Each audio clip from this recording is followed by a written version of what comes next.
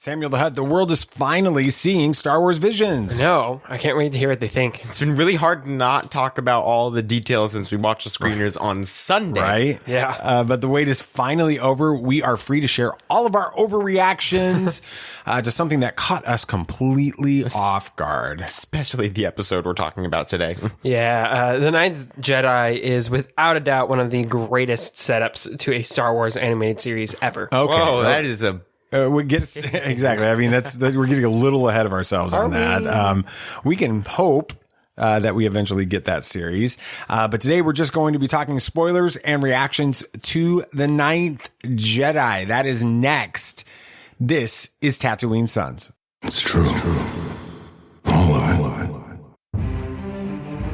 What is the name of the porg on the Millennium Falcon? Force is strong in my family. What do you think his name is? It's a big moment. I am a Jedi, like my father before me. Maybe Turbis? Do or do not. There is no try. Turbis?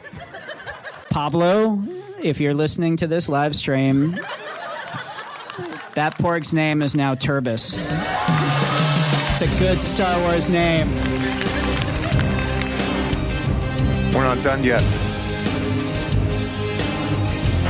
These guys recorded an awesome podcast called Tatooine Sons. Everybody was Cosplay coming out of I know. Star Wars Visions. But, I really want to do a Margrave cosplay. That mask is so cool. That'll take a lot of time. Maybe 3D printer. To, the 501st with that, maybe? Oh, that'd be cool. That'd be if they let that happen. Well, welcome to Tatooine Sons, a pop culture podcast. As you just heard on that intro, we are the only fan podcast to name a canon Star Wars creature and be endorsed by Rian Johnson. We believe that pop culture is the mythology of our generation, that there is a story and it is written on our souls. And when the stories are told right, these myths really speak to that story. And this one spoke it. Absolutely. Right. And this is why we are giving our spoiler reaction to one of the most amazing things to ever come out of Star Wars. And that you're all getting on to me about my little comment. That is a safe statement. It is. The Ninth Jedi is so much more than what we thought it was going to be. Yeah. I mean, it's really easy to get excited about any new Star Wars, but this one doesn't feel like we can hype it enough. Yeah. I mean, again, I think I mentioned it on the non-spoiler preview. Is that what we called it? Yesterday. Anyway, we're about as big of fans of The Last Jedi as there can possibly be. I don't think anybody is bigger of fans of The Last Jedi than we are. Would you guys agree with me on that? Yeah, I think that's a safe bet. But this episode of Star Wars Visions gave me the same feeling walking or turning it off, finishing it as I had walking out of The Last Jedi the first time I ever saw that. As the credits rolled, you were just like, wow, that was amazing. Yeah. I haven't seen you react like that with Star Wars in such a long time. It's been a long time. And that's, it's interesting because it's a different time for us. When The Last Jedi came out, we were at the very beginning of podcasting and we were sort of unaware of this side of Star Wars fandom that tends to find problems with everything and that kind of thing. And we were sort of new to this whole thing.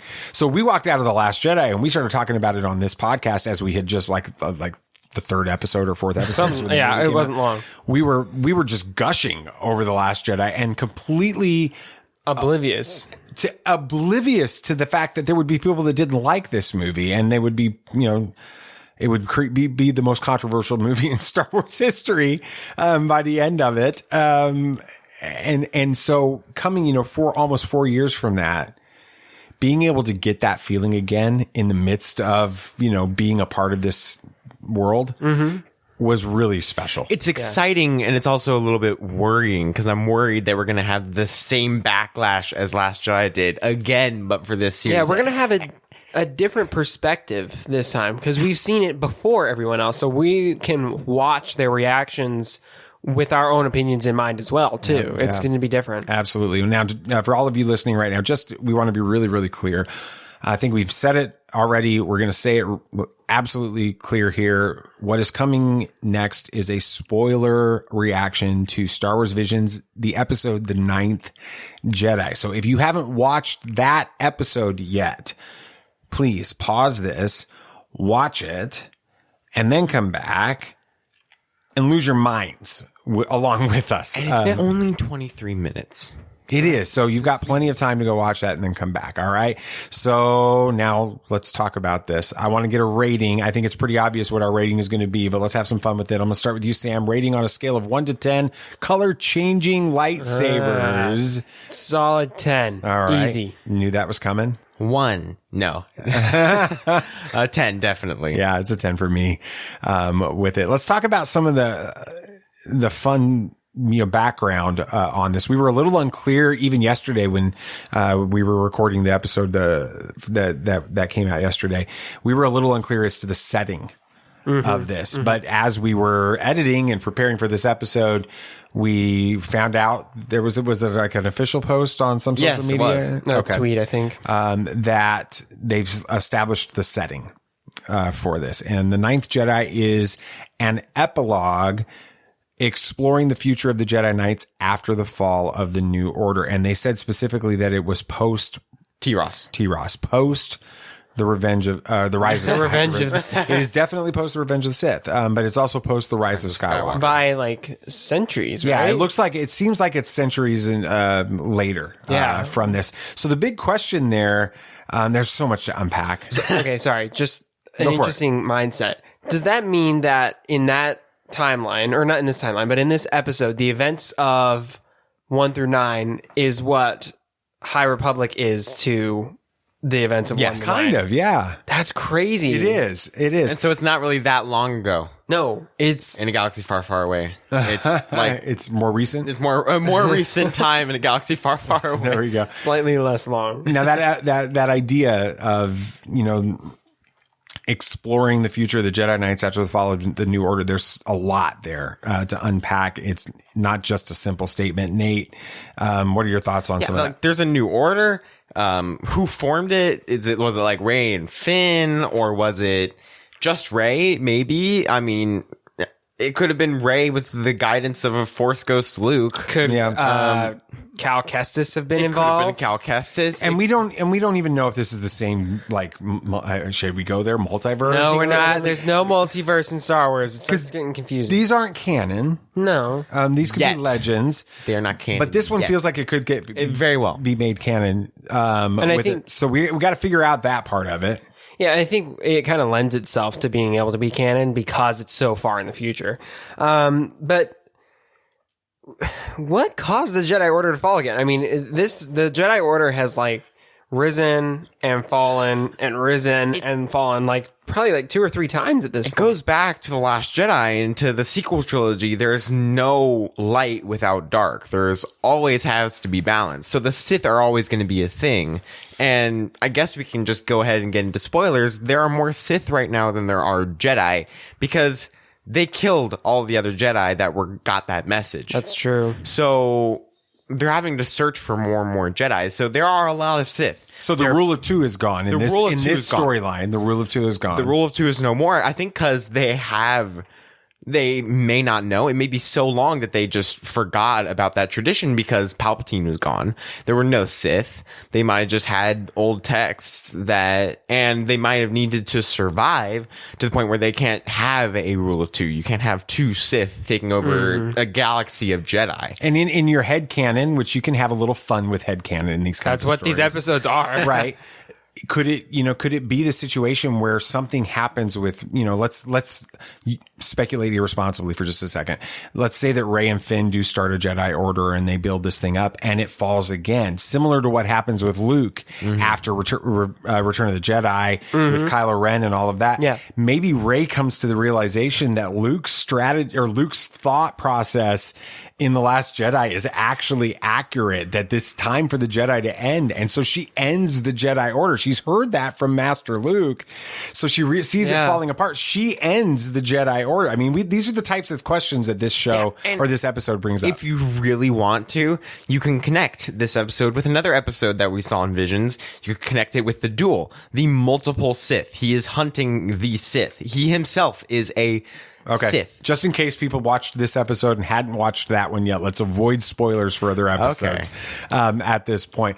But all of what we've just talked about for the last, 5, 6, 7 minutes? Something like that. Was just the setup.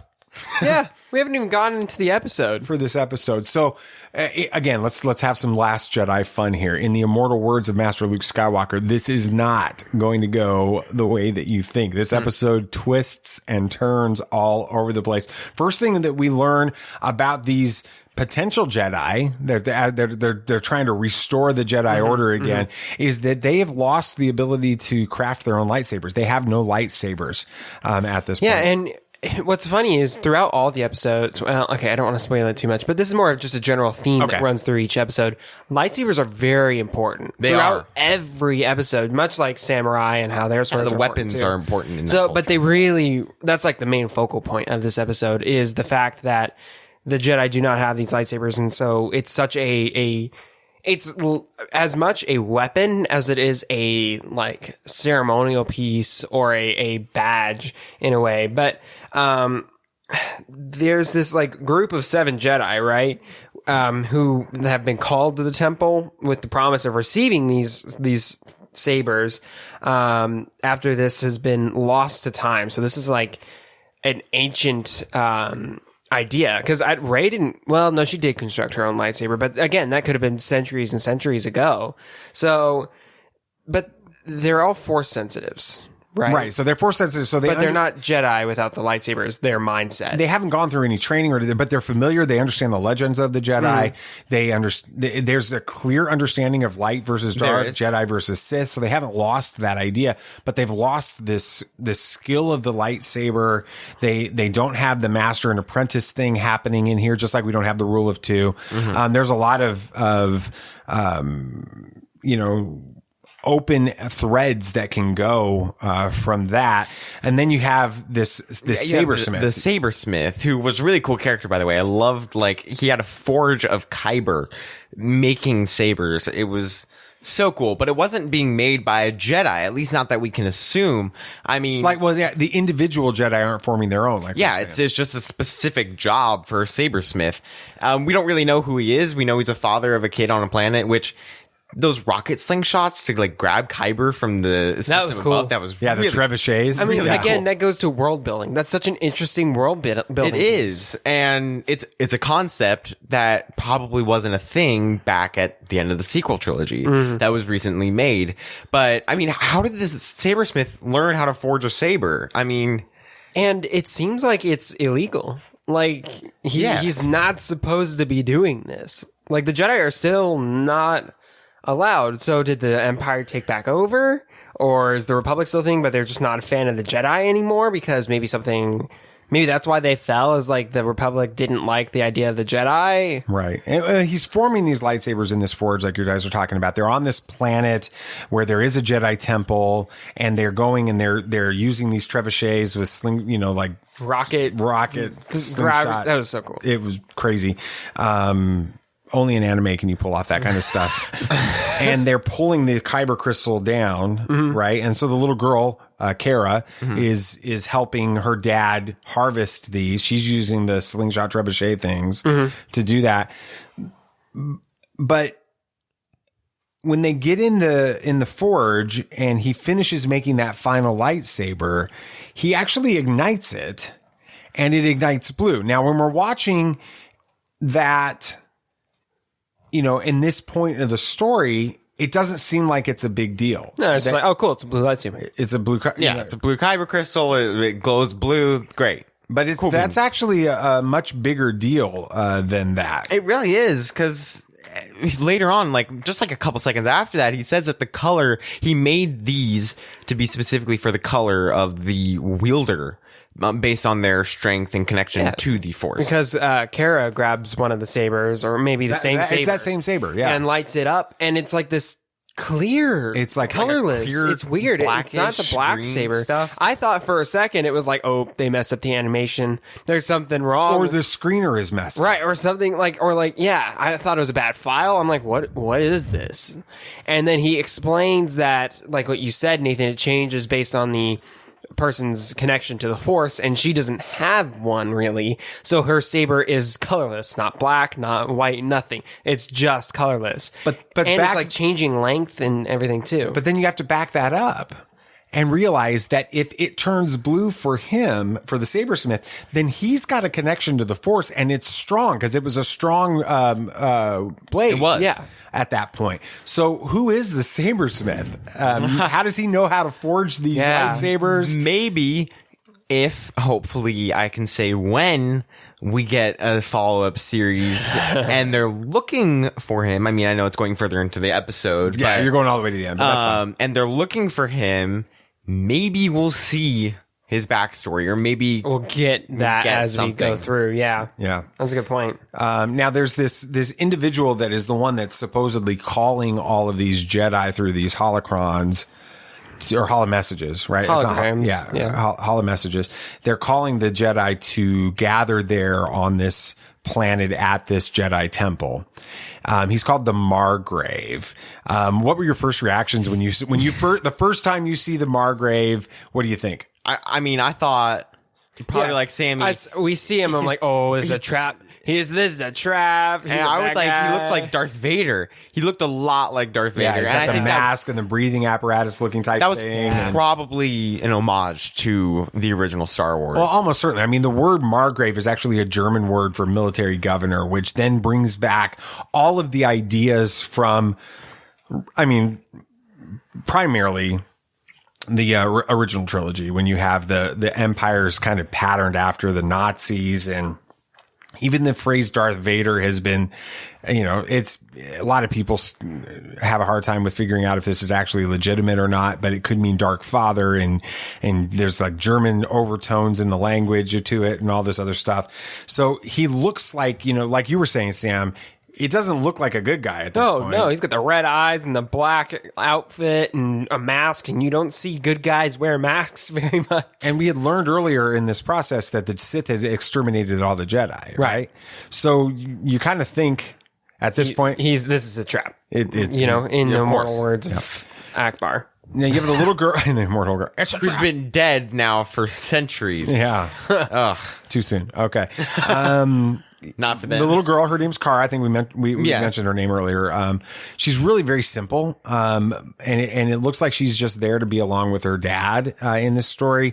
But as the story progresses, she becomes so much more. How do we, Sam, explain how we kind of are able to pick up on that? Yeah. I mean, it's really cleverly done. I know you're going to mention this later on in the episode or in our discussion, but the lightsabers, them changing color is not only an interesting idea, but it's a great plot device too.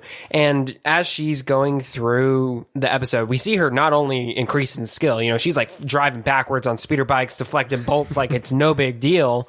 And I'm thinking, okay, how do you do that if you don't have you're some not force? A Jedi? Right. And even the bad guy's like, this girl's strong with the Force, right? And then she hops off the speeder and like cuts the bike down and stuff. It's great. And then, but if you notice slowly throughout the episode, the saber's color changes throughout to show that she's gaining more of this connection to the Force. Yeah.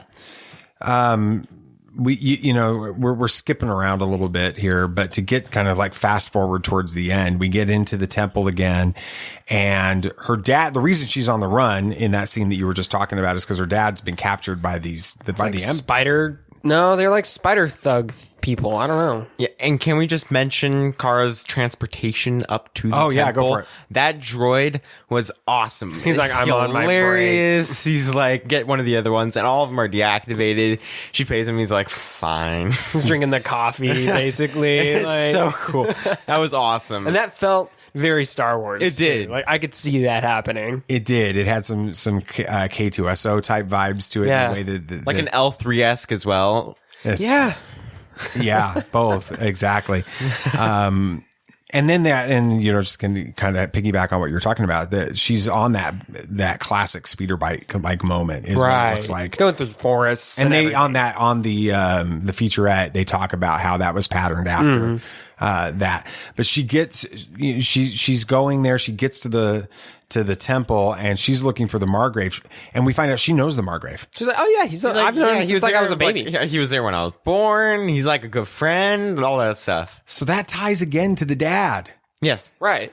They're like probably family friends. Or maybe that's his master. And the Margrave reveals that Kara has always been highly strong in the Force.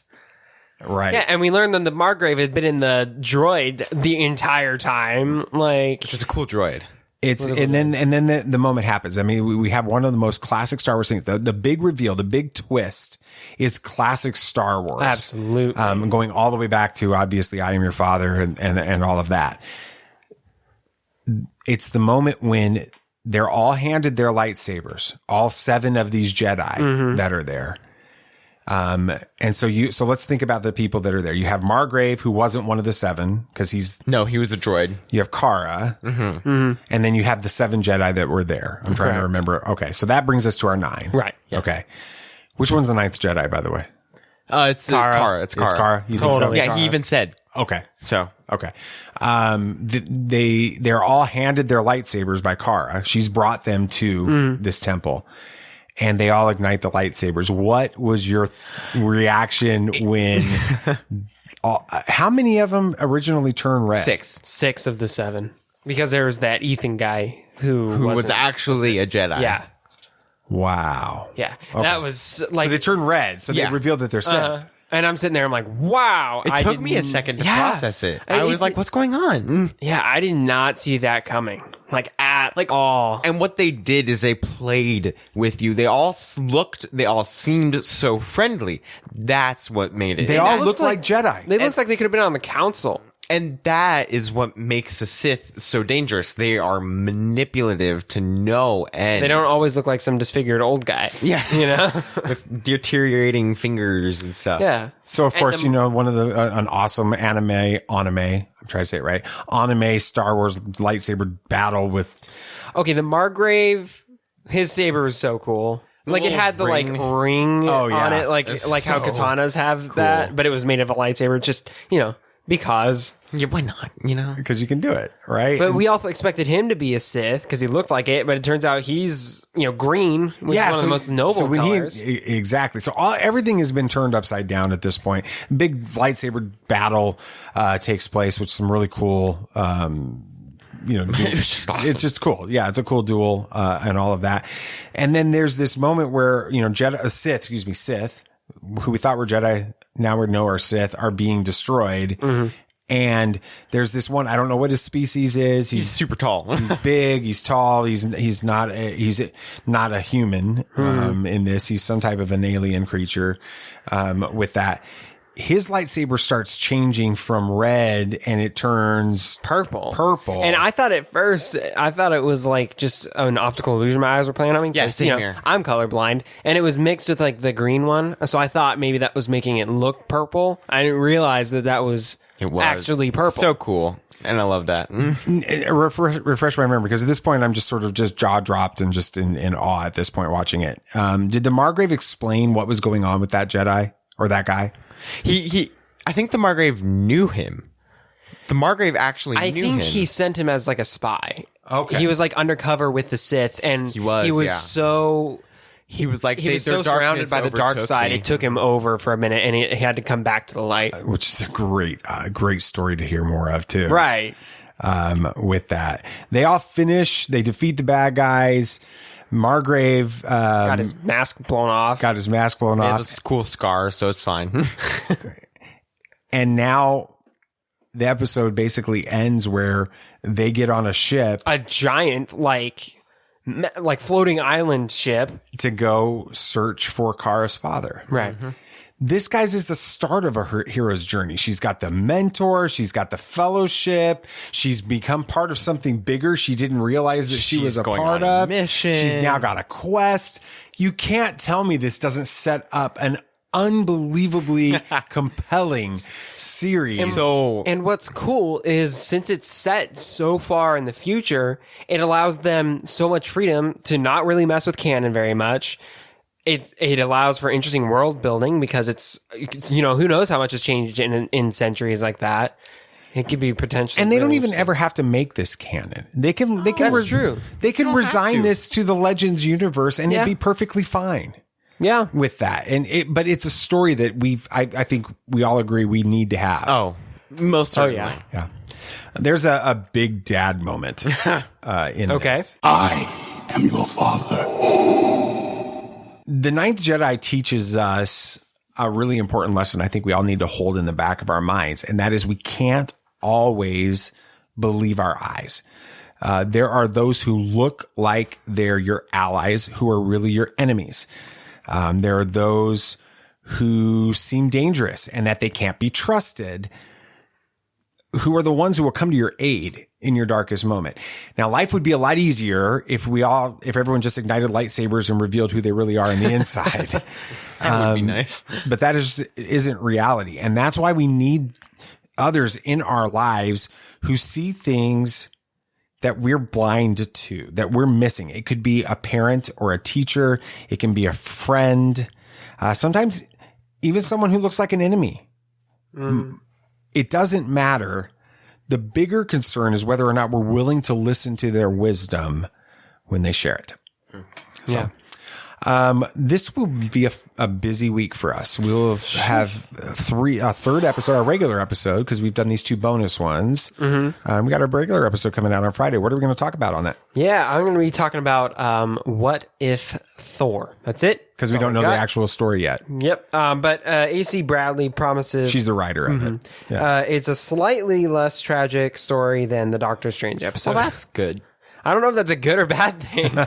Nate, what are you talking about? I'm going to be giving a refresher on Venom and a preview of Venom Let There Be Carnage, along with some responsible speculation about the end credits scene. And we can confirm the runtime is 90 minutes. That is short. It is a very short movie. And then we're going to keep talking about Star Wars Visions. I have a feeling we're going to be talking about that for a long time, even after we finish reviewing them. But we'll give our spoiler review of TOB1 from Star Wars Visions. I can't wait to talk about that one. That was another one that really surprised me with it. Can't wait to talk about it. All of them surprised me. They did. Yeah. Well, thanks guys so much for listening to Tatooine Sons, a pop culture podcast. You had a good time. It would be awesome if you could share this with your friends. Yeah. And of course, this show is only a small part of the Tatooine Sons world. So be sure to like us on Facebook and join our Facebook discussion group, and follow us on Twitter to get in on all of the action and keep up to date with everything we've got going on at TatooineSons.com. Absolutely. Don't forget to follow the show on your favorite podcast app so you don't miss our next episode coming in just a couple of days. And remember, if you drop us a review at podchaser.com /Tatooine Sons, that's it, right? Yes, podchaser.com /Tatooine There you Sons. go. It's hard when you're doing all these episodes and watching all this stuff. You know, I don't know. Some people do daily stuff. I don't know how you do it. Anyway, if you drop us a review at podchaser.com /Tatooine Sons, we are going to make a donation in your honor to one child, and that is going to help a child living in extreme poverty. So thank you for doing that. All right. Anything else you guys would like to say? May the Force be with you. May the Force be with you. May the Force be with you always. This party's over. I like that Wookiee. Don't get technical with me. Joy, please. Yep, yep.